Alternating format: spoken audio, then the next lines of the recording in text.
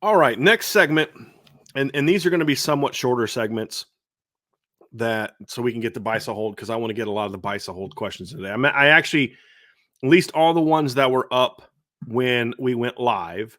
I got them all in because I wanted to not spend as much time on Northern Illinois. I struggle to say that fast. Northern Illinois, as I do some other opponents, so we can get to the Bisa holds. But I did want to dive into just some aspects of this matchup and what I want to see from Notre Dame. And when we do the game wrecker segment, it's going to be a little different every week. Some weeks it's going to be about in big games who needs to step up. Some weeks it's more about who I want to step up. And for this one, I want to get into the guys that we need to see step up, that I want to see step up, I should say. That's more so about building for the season. And so we'll do a few on offense, and then we'll do a few on defense of guys that I really think, like offense will be more so about who I want to see step up. Defense is actually going to be more about who needs to step up for Notre Dame to really thrive in this football game and have some success in this game. So when you start with the offense, it really comes down to, first and foremost, guys that I think will be game wreckers. Okay, I have to talk about the running backs. I believe that these guys are going to come out and continue to just be really dynamic and be really good football players. So I expect the running backs to be game wreckers in this game. I think one thing I'm curious if we'll see in this game, and this is what I wanted to get into, is that we didn't see them used quite as much in the pass game last week. We saw them, catch some, we obviously had the swing screen to Jeremiah Love early in the game. And then you saw the slip screen to Jadarian Price in the game, but there wasn't a ton of things in the pass game, which makes sense when you consider just Notre Dame was not doing a whole lot to throw the ball down the field. You did have Jeremiah Love line up in the slot in the red zone, and they threw a slot fade to him that was, I think it was a very good ball. And so I think we'll see more of that in this game, or at least I hope we see more of that in this game. But I think these two kids are going to continue to be just wreckers of opposing defenses week after week after week, and I expect them to be part of that as well. The next two guys that are more I want to see step up are pass game guys and guys that I want to see shine. So Notre Dame goes out in the portal and they get Chris Mitchell out of the portal. Guy that had 64 catches, over 1,100 yards, 6 touchdowns last year, one on the road against Arkansas last year, 6 catches, 157 yards, and he comes out in the first game against Notre Dame and he catches one ball for 10 yards. And I know there's a few people that were kind of like, where's this guy at? Well, let me just remind you guys of one thing. Last year in the first game of the season, Chris Mitchell had 1 catch for 2 yards. So he's actually ahead of schedule, and he should have had 2 more catches if not for the quarterback missing. So I do think that Chris Mitchell obviously is going to be fine, but they do need to get him going. And I think this is a perfect game to do that, to get Chris Mitchell going. You obviously know Jordan Faison this week, so I fully expect Chris Mitchell to start at Z. Maybe we see Jaden Thomas at Z. If we see Jaden Thomas at Z, that's going to be a little bit concerning for me because it's going to tell me that they're going to come out and just want to pound the football, which, again, it'll work, but I don't think that makes you a better football team necessarily. I want to see them say, hey, look, you're going to need the pass game to be a lot better than it was on Saturday. You just are. And maybe you don't need it to go 12-0. But when you get to the maybe you don't need it to beat the 12 seed in the college football playoff. Maybe you don't even need it to beat a Big 12 or an ACC team in the second round, the quarters. But when you get to the semis, you get to the championship level, you're going to have to throw the football a whole lot better than you did against Texas A&M. Because, yes, it was good enough to beat Texas A&M. But guess what, folks? They're not Georgia. They're not Ohio State. They're not Texas. They're not Alabama. You're going to need to score more than 23 points to beat those teams. It was good enough to beat Texas A&M in the opener, but you're going to have to be better. And building the pass game is going to be very important. So Chris Mitchell being a game wrecker in this game does 2 things for me. Number one, obviously, it gets a guy that you need to be a good football player for you going. You got Bo Collins rolling last week. Now you need to get Chris Mitchell going and get those 2 guys involved in the offense. And it also, he's going to be your vertical guy. He's going to be your stretch the field guy. And so if you come out in this game and there are opportunities to throw the ball down the field, Chris Mitchell is able to make some plays down the field, then that's going to tell me that they're not just coming to roll the ball out and just run the ball all day against an inferior opponent and get out of here with a bunch of rushing yards and a blowout win where you actually didn't get better as a football team. And so I want to see them come out and get Chris Mitchell involved in this football game. No doubt about it. I think that's a very, very, very important piece to what Notre Dame is going to try to do this week in when it comes to their offense. Like my BK PTSD doesn't exist from the standpoint of winning and losing as much anymore. But in situations like this, I still have a little bit of it where, is that really Marcus Freeman's mantra too? When you're playing games like this, we're just going to come out and run all over you, or are they going to come out and throw the football? Last year, they came out and threw the football in some of these situations. But that was with Sam Hartman. Are they going to do that with Riley Leonard and with Mike Denbrock? I don't know. We'll find out, but I hope we do, and I hope that Chris Mitchell is one of the beneficiaries of that. Getting him going, establishing that vertical threat is going to be so important when you play Purdue, when you play Louisville, because right now, with the way Notre Dame played on Saturday, Purdue and Louisville are going to say, okay, let's stop the run, make them beat us throwing the football. You've got to actually establish that against somebody, don't you think? So hopefully this is the game where they get that going. And then the other guy is Jaden Greathouse. He's another guy that I think has a chance to be a game wrecker on Saturday against Northern Illinois. And Jaden was clutch. And we have a bias to hold about this, so I won't get too much into it right now. But Jaden Greathouse was very clutch against Texas A&M. He had the early first down conversion to help move the chains and get them going on that first drive. I obviously had the 3rd and 5 conversion at the end of the game. But he wasn't super productive in the game. He didn't put out, he didn't light the world on fire with numbers because nobody did. He had 3 catches for 26 yards. I thought he did his job well. I want to see him more involved in the pass game this week. I want him to be a guy that Notre Dame comes out and says, hey, this is a game wrecker. And we'll see if he's able to get that done. And honestly, it's not about him getting it done. It's about whether or not they have a game plan that allows them to be aggressive throwing the football. If they do, I think Jaden Greathouse is going to be another beneficiary of that. And this could be a little bit of a welcome to 2024 moment for Jaden Greathouse outside of a couple clutch plays, but more of just an overall game plan where it's like, okay, let's get this thing rolling. So I think we'll see that. I hope we'll see that. And I think Jaden Greathouse will be a guy that'll get that going because Notre Dame's going to need a more effective over the middle of the field pass game. Jaden's got to play better too. One of the things that I was, graded the receivers on minuses on is they didn't do enough. They were their release moves were not great. A lot of just kind of standing in place and going, nothing to really threaten the leverage of the defensive backs. Jaden Greathouse had that multiple times where he would just kind of chop his feet and then just go outside on the slot fade. I want to see you come off and just maybe stick that and sell that slant move and then burst outside just with a, quick out in and then release back out just to get that little bit of separation on some of those slot fade concepts. I want to see Jaden compete for the football better than he did on the slot fade they threw to him. But those are things that I think we can see from this team in this game. And Jaden Greathouse is going to hopefully be a beneficiary of that. I'd like to see him get rolling and give Purdue something to think about. Give Louisville something to think about where you say, hey, look, you can't just load the box and try to stop our run game. Because, look, A&M gave a blueprint to future teams. I promise you when the Louisville advanced scouts are looking at that game saying they did a great job crashing the edge to try to cut off the run game with their 3 technique or their hard edge, and then bringing a guy in to run right at Riley Leonard and then scraping a linebacker over to take away any potential if he pulls it, right? I mean, they had a game plan for it, and that's why Notre Dame had very, very little success in the read zone. Because not only did Riley Leonard run that a ton, but Mike Denbrock ran that a ton last year at LSU. One of the concepts that Notre Dame does that I love is that read zone where they pull it and get outside to the tight end.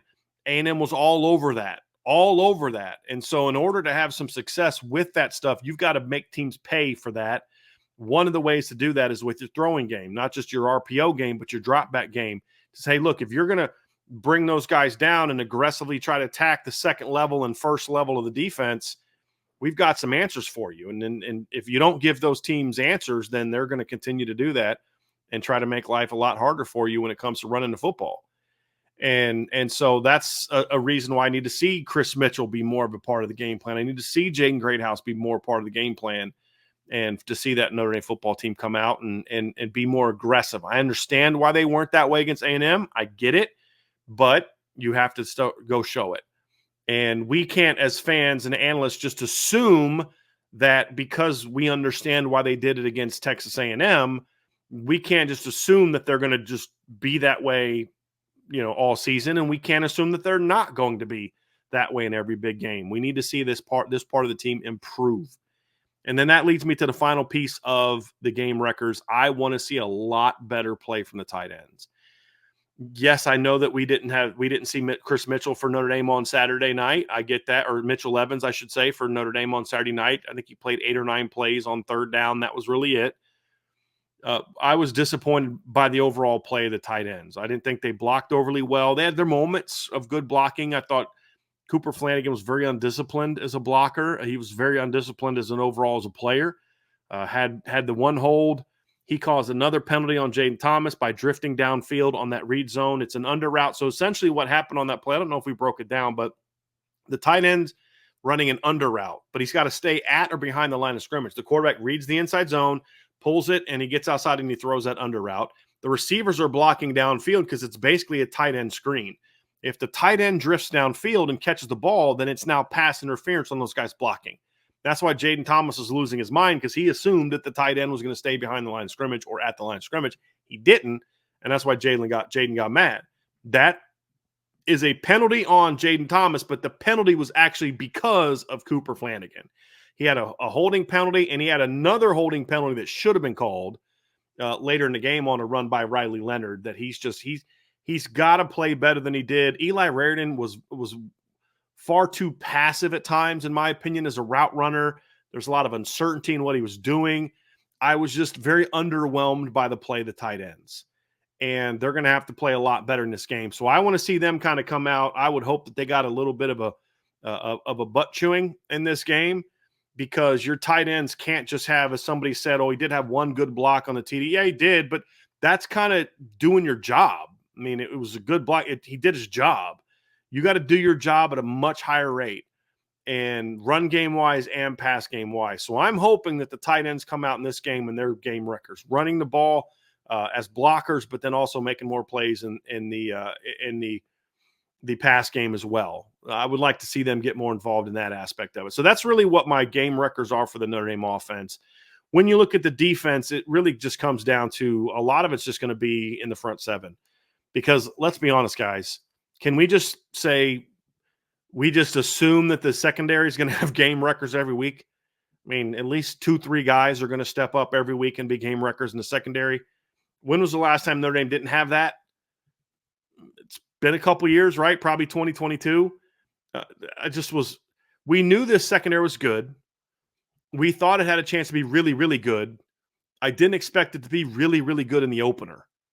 Like I thought it'd take Christian Gray more than a quarter to get settled in, and that's basically all it took, was about a quarter to get him settled in. I thought Adon Schuler would probably need a couple games to get into the flow. He was ready to go right away. Now, again, out of control at times, got to wrap up and do all that, but Adon was locked in. Adon played like a veteran. And then, of course, Xavier Watts and Benjamin Morrison did exactly what you thought they would do. As All-Americans, they were excellent. So, to me, I was very impressed with the secondary. They're going to be very good. I do want to see Jordan Clark play a little bit better, but I want to see, I thought they did just an excellent job. And so now it comes down to, where you're at next.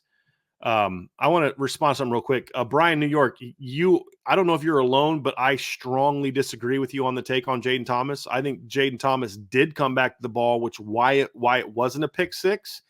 It's a hitch route. You don't take 5 steps to step to it. He stepped aggressive to the ball, especially when he saw that guy coming, got in front of the guy and broke it up. So I disagree with you on that one.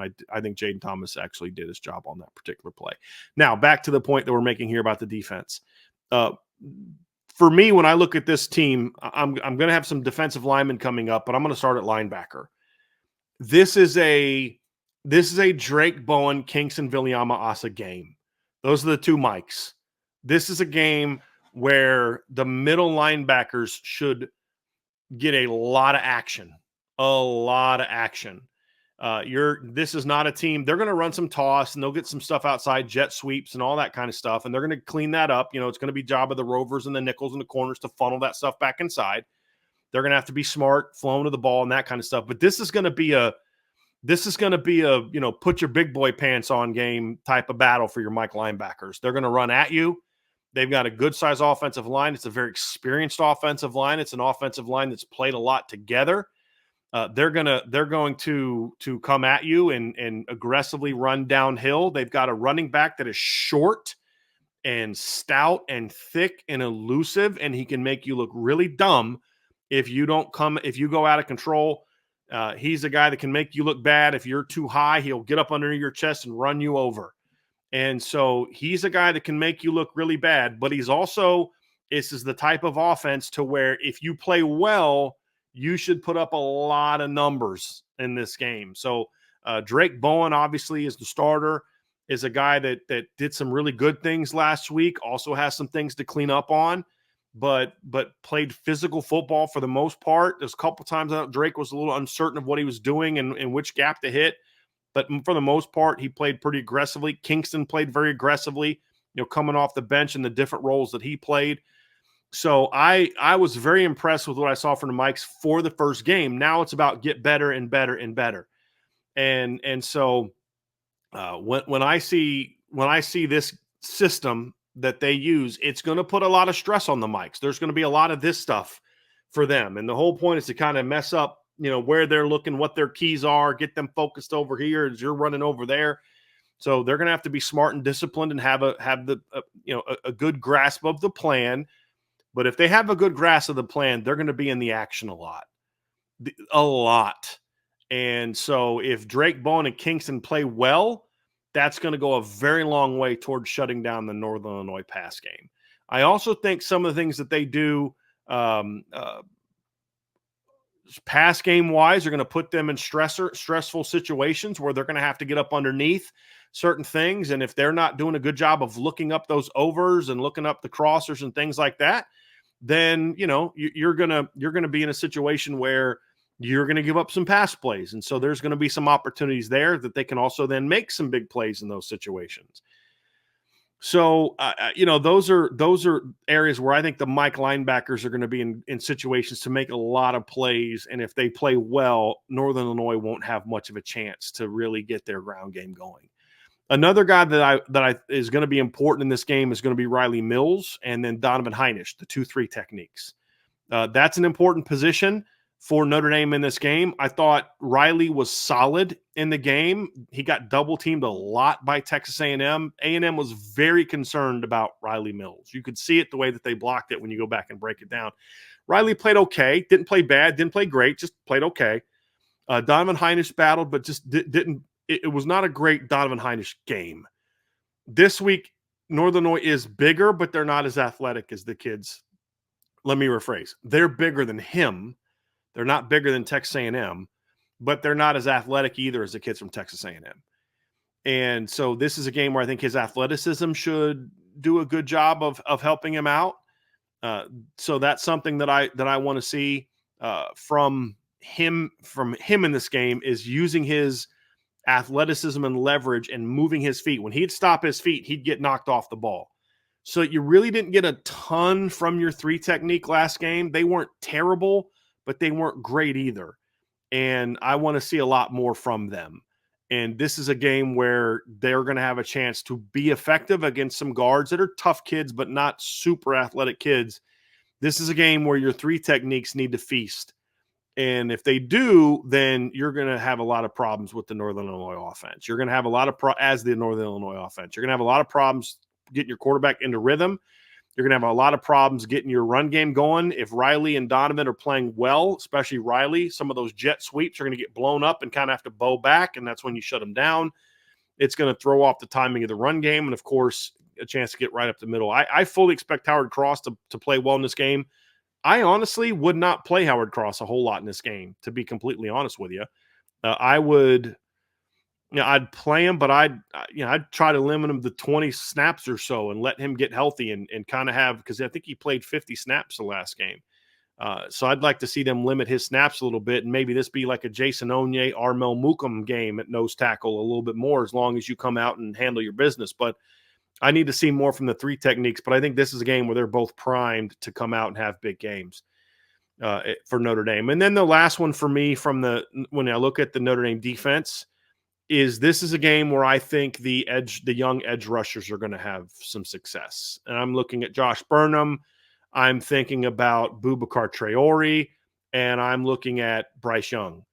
I think all three of those guys are going to get opportunities. If the Notre Dame offense does their job early and puts pressure on Notre Dame or on the Northern Illinois offense to match them, they're going to have to throw a lot more. And if they have to throw a lot more, then that's going to give your edge players a chance to, to go out and have a ton of pressures off the edge. I think that they should be able to really feast a little bit in this game. Now, this is a team that was good at not allowing sacks last year and good at not allowing a lot of pressures last year, but this is a game where they're going to have a chance to really get after it in the pass game. And so if Notre Dame does jump out to a lead, I think these are the kind of kids that could really put this game away with some good edge rushes. So I'm looking at Josh Burnham, Boubacar Traore, and Bryce Young as potential game wreckers for Notre Dame in this game. Either one or all or some combination of them, but that group is going to be very impactful in that game. And then special teams wise, it's really about just kind of coming out and doing your job. But it would be kind of nice to see Notre Dame get a chance a little bit this season, to maybe have a little bit of success, breaking off a big run at some point in time this season. So this is a Northern Illinois team that was pretty good last season on special teams. I mean, you kind of know your football coach is sort of about that life when he comes out and says the first thing he does is look at a team's special teams, and that's going to tell you how well coached they are. And I was like, dude, that's brilliant. That's what Thomas Hammock said in his press conference for this Notre Dame game. And he started praising, they ranked 15th and 27th last year in returns. So I'd like to see Notre Dame maybe be a little bit more aggressive to try to create a play or two in the special teams realm. Because if you can do some special teams, have some special team success against this team, then you got a chance to do something. But I really thought that was a tremendously astute comment from Thomas Hammock. He says, first thing I do when I watch a football team is watch their special teams. And then you can see, I mean, you just watch it and you watch them play and you look at their numbers and you're like, yeah, they're pretty good on special teams, really good in coverage and really good operation and all that type of stuff. So I'd like to see see if Marty Biaggi can design something to put some pressure on their kicking game in this game and see if you can force them to have to protect a little bit more. And if they have to protect a little bit more, maybe that's where you can get Jaden Greathouse, maybe going on a punt return, or maybe you can try to somehow spring Jaden Harrison on a kick return. He talked about how they were close on one Saturday, and he's right. They were close on one, but get a little bit better in that regard. And maybe you can do something, block kick, big return, something like that on special teams and wreck the game a little bit that way. So that's going to do it for this section of the show. And we're going to get on to our buy, sell, hold next. And we do have a couple super chats before we get started on that I'll get to. But before we get to that, do me a favor, folks, hit that like button, hit the subscribe button, hit the notification bell, share this podcast, give us a 5-star review. And as always, if you have not done so already, sign up for the message board at boards.irishbreakdown.com.